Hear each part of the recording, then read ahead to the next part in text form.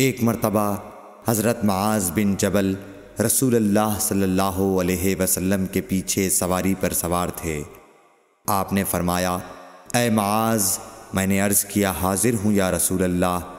آپ صلی اللہ علیہ وسلم نے دوبارہ فرمایا، اے معاذ، میں نے عرض کیا حاضر ہوں اے اللہ کے رسول۔ آپ صلی اللہ علیہ وسلم نے سے بارہ فرمایا، اے معاذ، میں نے عرض کیا حاضر ہوں اے اللہ کے رسول۔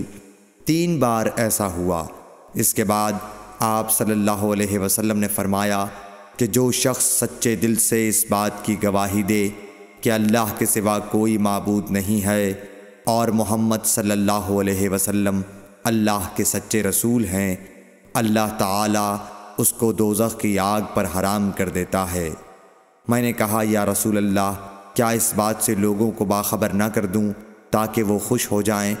آپ صلی اللہ علیہ وسلم نے فرمایا، اگر تم یہ خبر سناؤ گے تو لوگ اس پر بھروسہ کر بیٹھیں گے اور عمل چھوڑ دیں گے۔ صحیح بخاری حدیث نمبر 128۔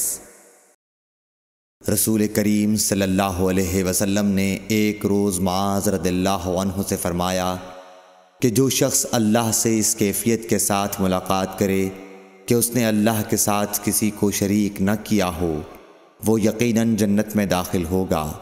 معاذ بولے، یا رسول اللہ، کیا میں اس بات کی لوگوں کو بشارت نہ سنا دوں؟